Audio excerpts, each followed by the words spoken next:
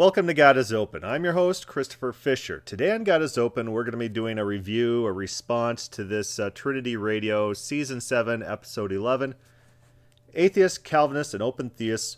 Oh my, right? Very scary stuff here.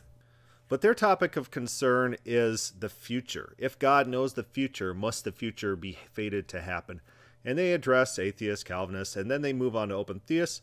We're going to start there and see what they say about open theism. So anyway, you're going to go on about open theism. So we've talked about how the atheist handles this, how the Calvinist handles this, a little bit about how we've handled this. Yeah. Well, we really haven't talked about how we've handled this, but we've done that on other episodes. You go ahead and talk about the open theism. The open theism, their charge is very similar to Calvinists on this. They're kind of strange, what Dr. William Lane Craig calls strange bedfellows on this issue, because like the Calvinists, the open theists will argue that if God knows something will be future, then that negates free will because it is necessarily. It is not a contingent thing. It's necessary. If God knows it, it will happen. You can't do otherwise. It is. Yeah, Calvinists and open theists agree on that. Yeah. All right, so let's define our terms real quickly here. I'm not sure if they did it. I must have missed it if they did it, but what type of knowledge are we talking about here? So there's the Platonic knowledge, the Platonist idea of knowledge, where God's knowledge is of actual events. God's knowledge can't change. God can't receive knowledge from sources outside himself. So his knowledge of the world is based on actual events that do exist. He's not always receiving knowledge, inputting knowledge onto himself, because he's, of course, eternally simple and perfect and can't gain in any attribute whatsoever. So is this knowledge that God receives from outside himself, or is this object-based knowledge? God knows the future because the future exists to be known. It's an object. And just that, like, I know the present, I know I'm waving my hand like this because I see it, I experience it. That's now registered in my knowledge set, right? Does God know the future in that way? Or does God know the future in the same way I know the future? I know that tomorrow I'm going to get up, I'm going to go to work, I'm going to have, coffee at work. I've made these predictions a dozen times, maybe 24 times on my podcast. Every single time I'm right. I know the future. But what kind of knowledge of the future do I have? I have knowledge on very probable events based on my knowledge set, my knowledge of how the world works, my volition, my ability to bring about my will, and just my knowledge of generally how the world functions and operates. I can predict the future with relative accuracy. Everyone can. Everyone lives day to day making all sorts of infinite number of predictions about the future, and their lives pretty much play out according to these predictions. Yeah, sometimes we get major predictions wrong, and that leads us into bad circumstances, but almost everything that we do, we're making correct predictions about the future. When I drive on the road, I predict that the road's not going to be suddenly an illusion. I'm going to fall into a huge pit, and my car is going to explode like that. My knowledge of how the road functions and how my car functions gives me accurate knowledge of what my trip to work is going to look like. So what kind of knowledge does God have? Does God have knowledge of events as they actually are, or does he have knowledge of events like I have knowledge of events? And no, my knowledge of the future is not exhaustive. I don't know every single twitch of the thumb I'm going to do when driving to work. I don't know every single car I'm going to pass or anything like that. I know major things that I have volitional control over.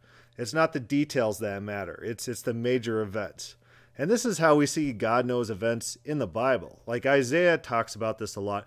God says, I know these things because I make them happen. Isaiah 40 through roughly Isaiah 48. He says, I say it, and then it comes to pass, and then you know that I did it because I told you what I was going to do before I did it. God can make things happen because he has volition and power to make those things come about. That's how God knows the future in that sense. We don't see very many predictive crystal ball prophecies in the Bible. That's not typically how prophecy works. And typically prophecy is meant to be subverted. God doesn't want his prophecy to come true. So prophecy acts as a warning against a particular people at a particular time to subvert what God says is going to happen. So what type of knowledge does God have in the Bible? That's a second question, in addition to the question of what type of knowledge are these guys talking about on this radio. Inquiring minds want to know. Yeah. And so many of them. Yes, we got to qualify everything. I don't. Qualifiers, Paul didn't say, when he agreed that Cretans were all he didn't say, well, most. Yeah. No, he quotes the guy and says, yep, you got it. Yeah. So yeah, I like this point here. You don't have to qualify everything. Calvinists say this. No, not every Calvinist says that. Like, shut your face. All Calvinists say this in general. It's a generality. It doesn't have to be all-encompassing. And if it's true to experience, then you could say it as a blanket statement. So they're right there. No need to be pedantic in any arguments, and no need to be like, not all think that. No. It's in Titus for this, right? Titus, right. Yeah, it's in Titus. And so qualifier. That's just nitpicky. If you're that pedantic, get out of show business. But or stop watching podcasts like this, because everyone, was qualified to death. But your point is, Calvinists and open theists agree on that if God knows the future, it's determined. Then we don't have free will, right? And therefore, what kind of knowledge are we talking about? If God knows the future in an object-based way, whereas nothing could happen except for what God knows the future will bring about, there's no contingency, there's no potentiality for the future to eventuate in any different way. How is that different than fatalism? And by what mechanism does God know the future? And is God stuck in fate as much as we are? There's a whole podcast that we have dedicated to responding to Molinism. And Molinists don't like it because Molinists are inherently contradictory. They don't think of their positions, and they think that playing word games actually gets them out of these logical binds. But the problem is the same problem that is for the reason every single time travel movie breaks down, because you have an effect before the cause. So if people are causing it in the future, but it is known before they cause it, cause and effect are reversed there. And it just breaks down, inherently it breaks down. So can God tell me what I'm going to do tomorrow, what type of shirt I'm going to wear tomorrow, and then can I choose to wear a different color shirt? And if I do choose to wear a different colored shirt, then he didn't tell me what shirt I will wear. Will is important. Will 100% wear. In light of everything he tells me, I'm going to wear some sort of shirt tomorrow. So if God can see the future and God knows what type of shirt I'm going to wear, in light of him telling me what type of shirt I'm going to wear, can God tell me what type of shirt I'm going to wear, and then will I wear that shirt? Either I'm fated to wear the shirt that he tells me, or I have free will. I could wear a different shirt, right? Those are your only two options. Either everything's fated, or people have free will and the future's not set. Or libertarian free will. Yes. God created expecting, given the gifts he gave to Adam and Eve, expecting, he knew, for open theists, he knew, but he knows all possibilities that could have happened. Well, yeah, you left that out. Yeah. So yeah, that would be a neo-Molinist open theist view. And so if you want to break open theists into categories, you could say the neo-Molinists believe that God knew all possible futures at all times. So that's the Boyd position. But then there's also the biblical open theist position, which doesn't care quite as much about these speculative categories. Yeah, because this is the thing. A lot of people don't know what open theism is. Right. Open theism believes that God knows all possibilities, just none of them for certain. So what he's saying is, with the open theist objection, many of them. Yeah.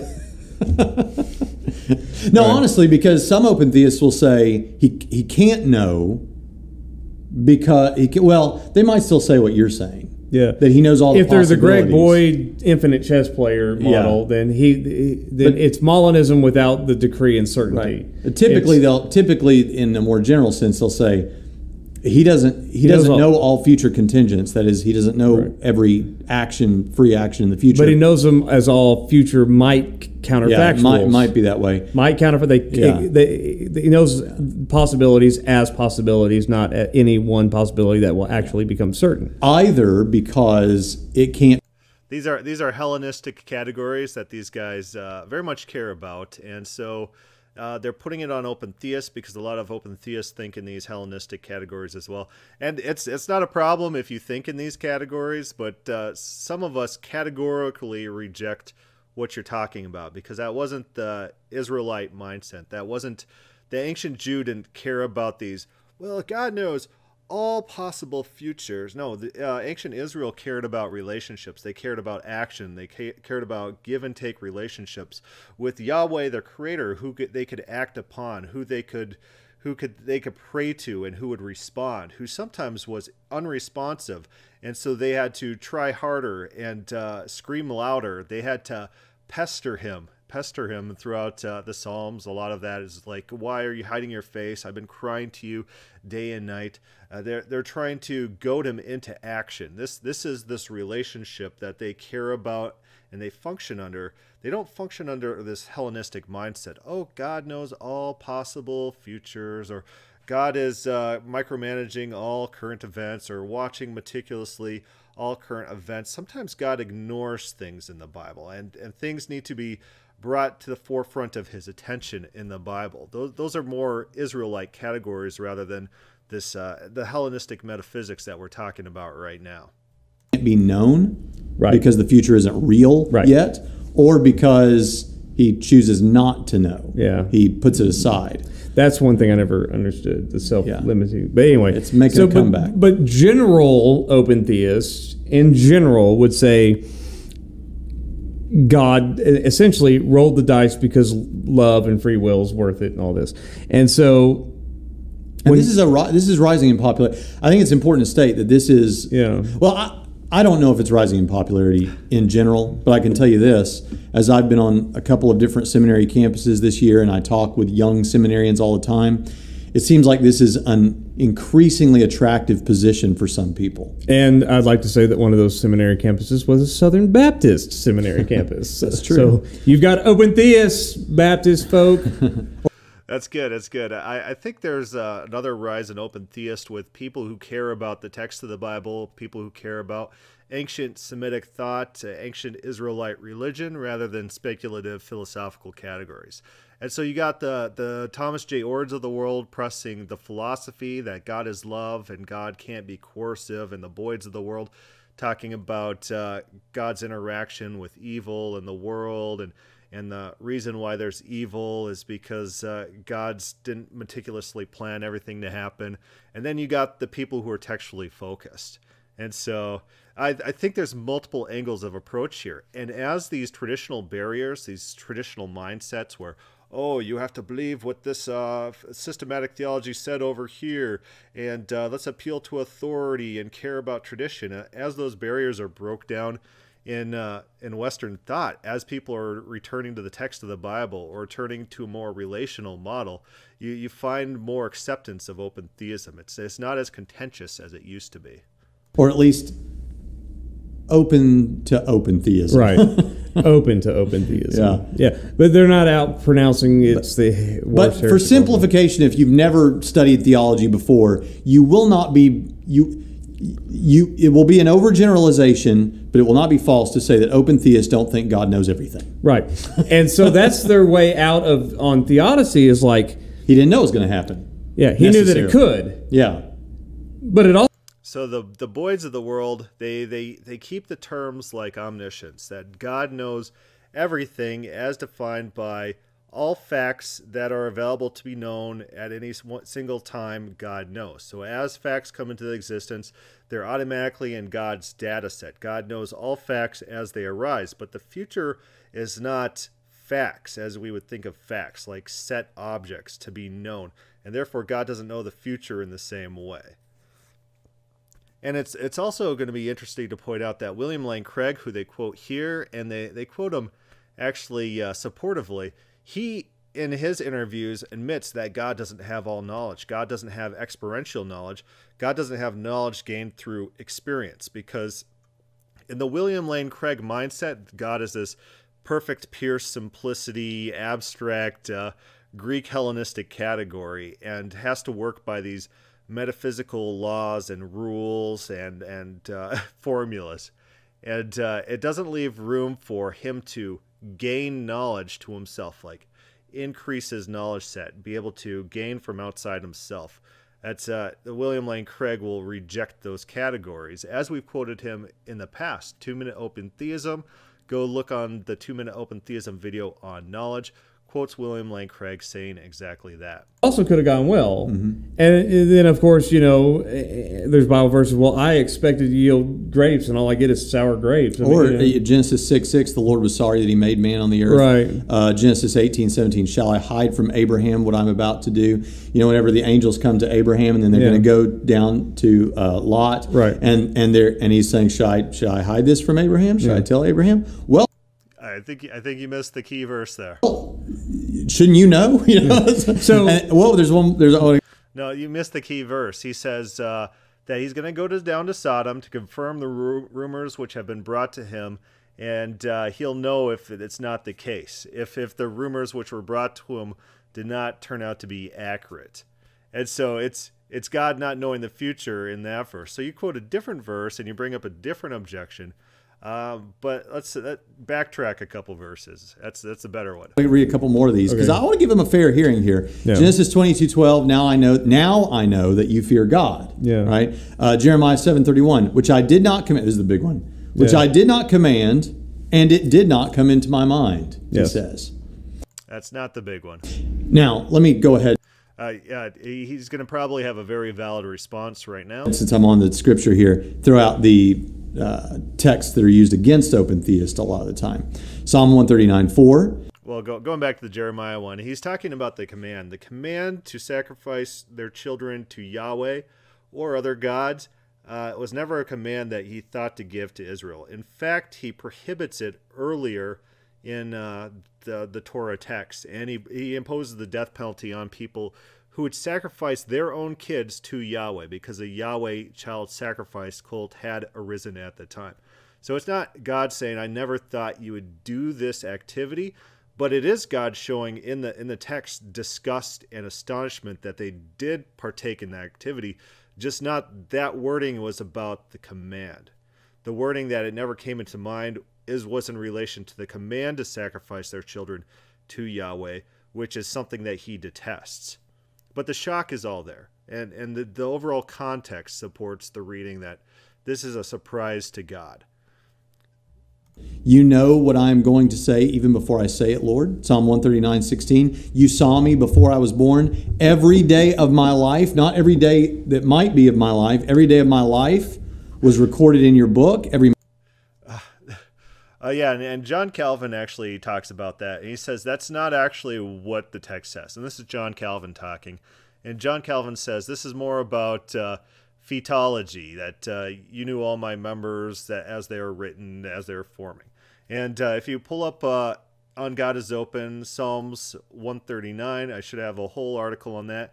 You can get my book. I could give you my book for free if you just reach out and contact me. I got the whole breakdown of Psalms 139, this major proof text for omniscient foreknowledge, and it's nothing of the sort. It's nothing of the sort. In fact, contextually, David says, "Search me and know me. See if there's any bad ways in me." So he's inviting God to test him and for God to learn about him through this personal relationship. God has searched me and known me. So God knows David because God searched David. That's the context of Psalms 139. The moment was laid out before a single day had passed. Isaiah 40-48 repeatedly states that God knows the future before it occurs. We covered that. And so what's that knowledge based on? Is that the crystal ball knowledge of the future? Is that the active knowledge where God internally has all these events recorded in his mind? He's not receiving any knowledge from outside himself. Or is that the open theist way of knowing the future? I know I'm going to go to work tomorrow because I have the power and volition and will to do that, to bring it about. What does Isaiah 40-48 argue? Is he arguing an open theist point? Is he arguing like an open theist with open theist arguments? Or is he arguing with negative theology? Yes, and I think that our position on all of these texts makes the most sense out of all of them. I really think it does. I don't get open theism and I don't get Calvinism, but I do get where they get along on this. But for theodicy, the open theist is like, they go one way. You know, God didn't determine any of it, and sometimes actually generally. Well, Yeah, I think he's determined a lot of it, a lot of the major events. And a big story of the Bible is God manipulating nations into where he wants them to be, such as the Babylonian and Assyrian captivities, which was a consequence of Israel's sin, where in Ezekiel it talks about this whistling. And God entices these people to act on his behalf, to act as his judgment against Israel. And because they're so excessive, then he punishes them for their excessiveness in their punishment, which they were enacting. I'm surprised at how wicked his creation can be. So, and the Calvinists are like, no, God determined all of it. You know, yeah. Every last thing they would not have done it had God not given them the desire to do this, because that's how it works. You always have to work. You know, So typically when people are talking about open theists, they strawman open theists. So they say, well, if God doesn't know one thing in the future, that means open theists say God can know nothing about the future. Or if they say, if God didn't predetermine one thing, that means open theists say God can't predetermine anything. But no open theist I know has ever made that argument. In fact, a lot of open theists, such as Sanders, talks about this future as being partially open and partially closed. And I don't like this terminology because it's too much Greek metaphysics. It seems to be like pandering to these Hellenistic categories.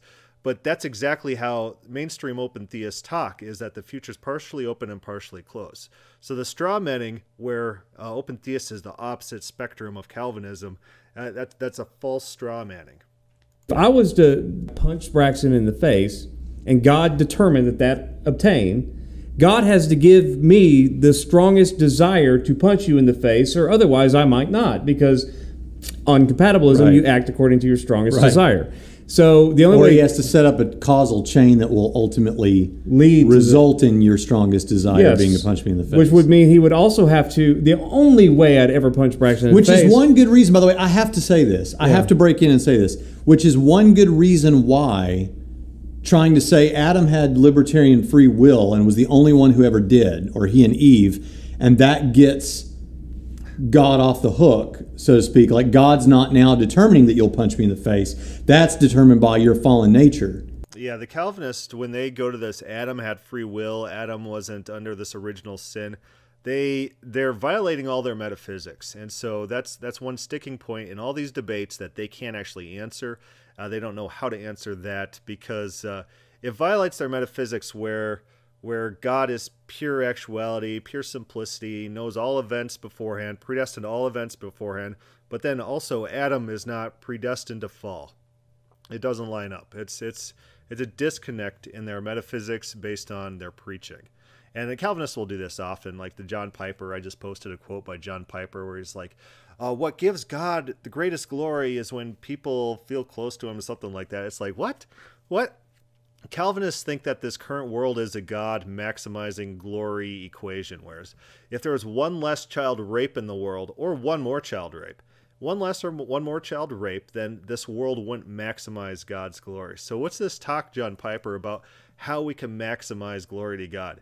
There's a disconnect between your teaching and your metaphysics, and there has to be. There is this cognitive dissonance. Every time the Calvinist talks on subjects other than metaphysics, it'll contradict with their metaphysics. They're double-tongued. Why that doesn't work?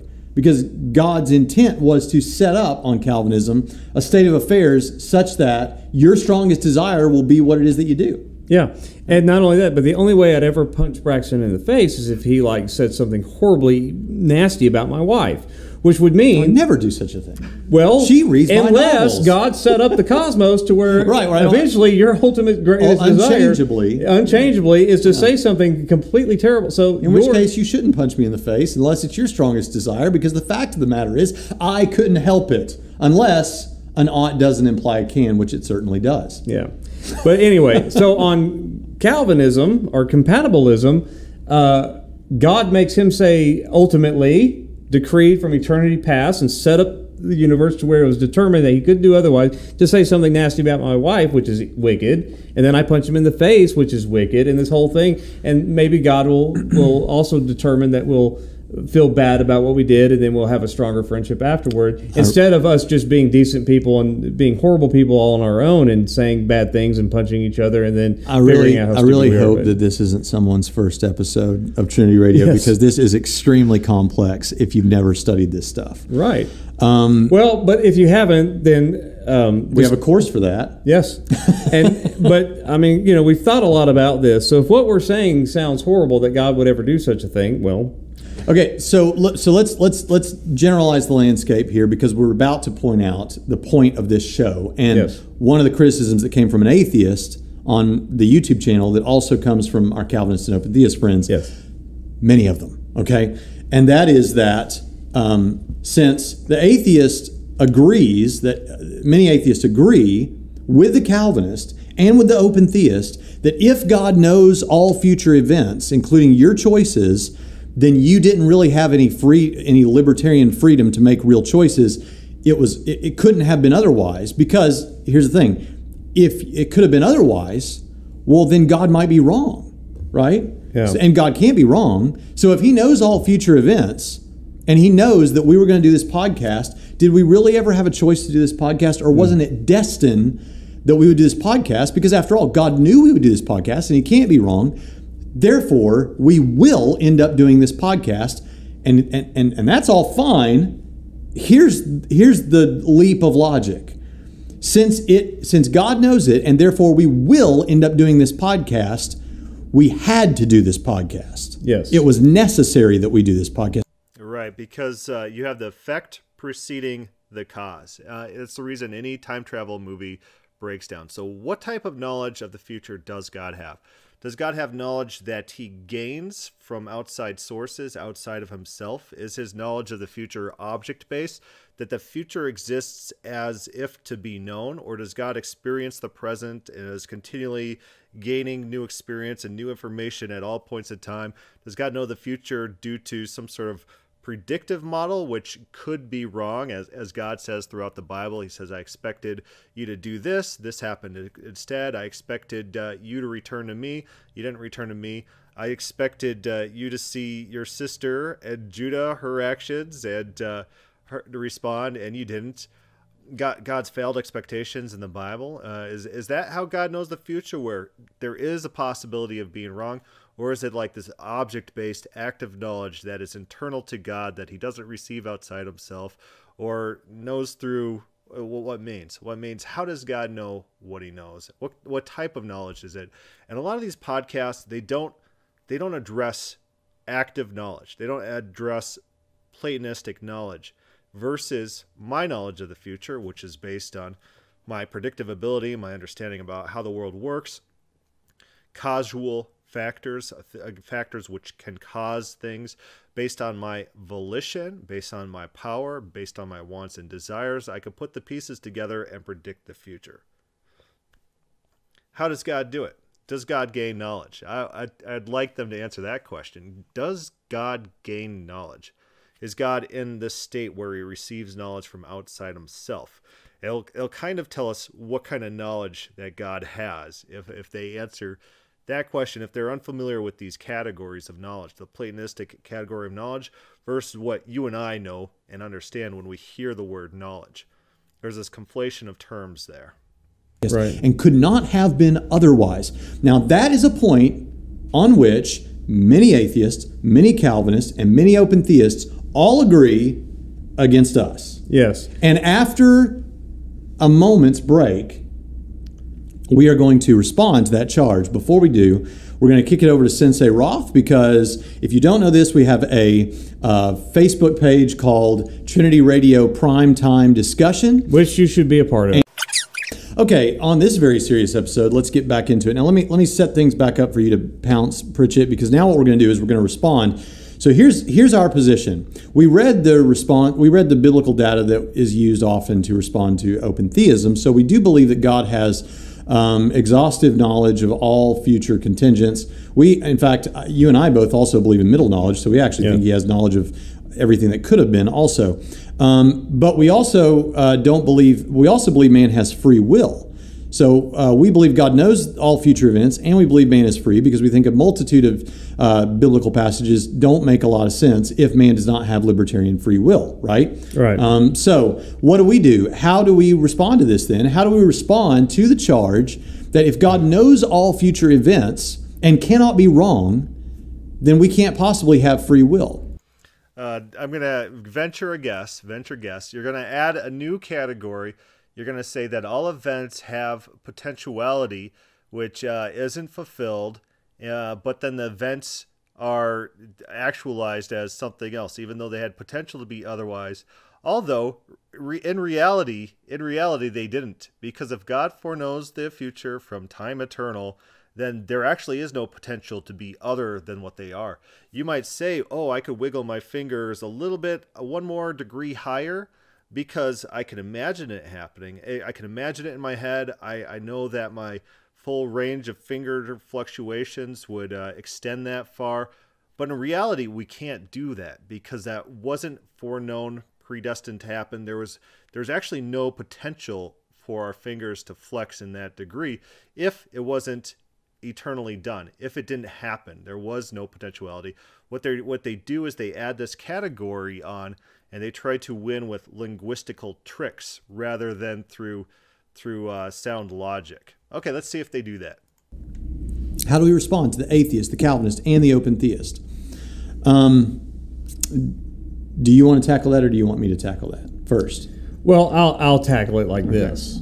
This is actually trivially easy to dispel, but it might be a little bit complicated.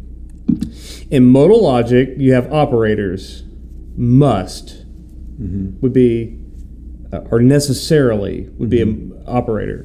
So, and we're talking about philosophical necessity, meaning could not fail to obtain, is true in all possible worlds. Right. So, the claim is necessarily God knows Braxton is going to say something awful about my wife. Okay. Therefore, and then Braxton, of course, says that. Therefore, Braxton necessarily said something horrible about my wife. And that's where the problem comes in. Yeah. If God knows I will, then I will. Yes. There's no escaping that. And it's necessary. You can't just introduce this new thing that doesn't actually exist. This play on words, you say, oh, there's this unknown variable which something is either necessary or not necessary, and that's what pushes it over the edge. You're assuming this category without any evidence. You're not showing us how it's not necessary. You're not proving what you're trying to set out. And the fact that nothing else could happen other than what is known to happen means it is necessary. Even though our minds can come up with these, oh, I didn't have to say XYZ, I could have said ZYW or something like that. Even though our minds can conceive it, because it wasn't eternally actualized in the mind of God, who knows only all actual or all actual events that ever will happen as actual events that will happen, there's no possibility for it not to happen. Therefore, all these events are necessary. You can't play word games to get around this, and that's what the William Lane Craigs of the world like to do, and that's like what the atheists like George H. Smith points out, that Christians are being very arbitrary in introducing these standards, and they're operating by not very rational standards when they do this. It's word games. It's tricks of turns of phrases. You're turning phrases rather than dealing with the actual arguments. So show how there's this actual thing where these events are necessary or not necessary, rather than just assuming this category that doesn't make sense, doesn't line up to anything you've said thus far, and doesn't line up with your idea that all these events are eternally foreknown as things that will actually happen and cannot otherwise, anything else can't happen, right? Every event that happens is a necessary event in your worldview, using a normal definition of the word necessary. And necessarily, because God knows all things, He knows that you will. Yes, so you got to be really precise here. And people that want to pick at this and say, well, you're making it too complicated. No, you're adding word games that doesn't represent reality. Sorry, these are some complicated issues. Now, we can state it simply. Yeah. Here's stating it simply. God's omniscience is necessary. Yes. But what He knows, the actual future contingents are not necessary. What that does not mean is that if God knows them, they might not happen and he might be wrong. It just means they didn't have to be that way. Right. They could have been otherwise. Right. If they had been otherwise, then God would have known otherwise because he can't be wrong. Right. So you and I are recording a podcast right now. God necessarily knew, because he is omniscient and all-knowing and knows all future free contingents, knew that we would have this podcast and record it right now. Right. And if God's knowledge is eternal, if God is omniscient in the sense that it includes exhaustive knowledge of the future from all eternity, then every single event that happens is also a necessary event. It couldn't have been otherwise. There's no potentiality. It could not have. Even though we could try to imagine in our minds things being different, that wasn't an actual possibility. That's an illusion of our mind. You're adding this false category that you made up in order to subvert this problem, this time travel paradox, which has already been discussed in full, which everyone else in the world rejects, except for the people who want to pull on this arbitrary category that doesn't exist. It's not rational, not logical, and it violates common sense. Time traveler paradox. Can God tell me what color shirt I'm going to wear tomorrow? And then can I use the information of what shirt I will, no kidding, 100% wear, and then can I choose something else? So either fatalism is true, or either I have free will. You can't get both. You can't have God knowing the future in this active omniscience sense in which he knows events as actualities without some sort of fatalism going on. It's the time traveler paradox. If we had not recorded it, because it doesn't mean because he knew it that we had to, but had we done something... There's no ifs in that idea that God eternally knows all future events as actualities. There are no ifs. It doesn't work. It's not a category. You got reverse causation going on there. Our minds reject that. Something else, that's what God would have known necessarily. Right. But it doesn't mean that us doing this right here, right now is necessary. And a really good way to remember this or to understand this. And it's fallacious to say it is, because it doesn't follow that just because God necessarily knows something, that what he knows is necessary. So could it have been otherwise? Yes or no? Then give me a scenario in which it could have been otherwise, because your real answer is no. Everything that happens must happen exactly as foreknown since all eternity, eternally in God's mind. Reality must mirror exactly what God eternally knew with no possibility for otherwise. You can't just introduce these false categories and expect them to be real things and to operate as if they were, in spite of our mind's natural rejection of these categories. Look at this. This is a circle. All points are equal distance from the center, creating a constant curve. This is not a square, an enclosed object that has 4 equal sides at 4 equal angles. You're just not considering that a circle has a property of a squared. So really it is a square and a circle. No. Look at the definition of circle and look at the definition of square. A circle cannot be a square.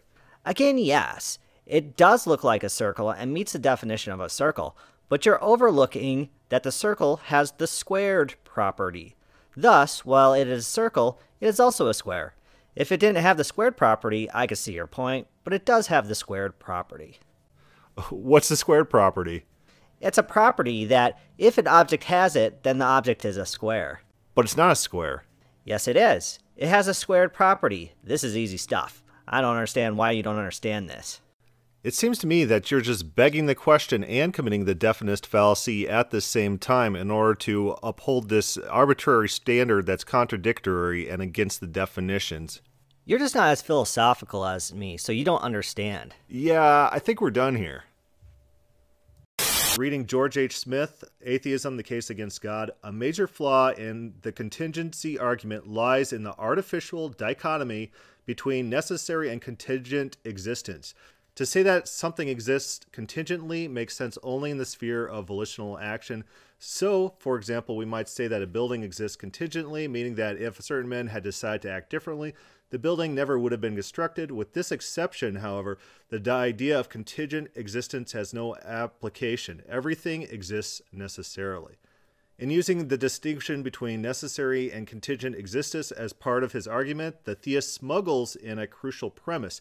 He assumes that there are, in effect, two kinds of existence, deficient and sufficient. And George H. Smith is 100% correct.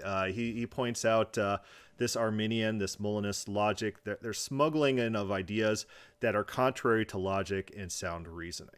So I called it. I've been dealing with these Molinist types for a long time. I have an entire thread that I might have published it, but I need to, which I point out again and again the flaws in this argumentation, the smuggling in of concepts, how it breaks apart under minor scrutiny, and they just assume these attributes onto reality without any evidence and against rationality. All right, so that's about all the time we have for today's podcast. I'll kind of watch the end of this, make sure I'm not missing something crucial, but that's kind of what I expected would be their argument. And it's easy to shoot down if you understand their tricks of argument, their wordplay that they want to smuggle into the debate. You just call them out on it. It's arbitrary, it doesn't make sense, and it's just a play on words so where they could try to have their cake and eat it too. All right, if you have any questions or comments on this podcast, leave a comment down below or start a thread on God is Open. Thank you for listening.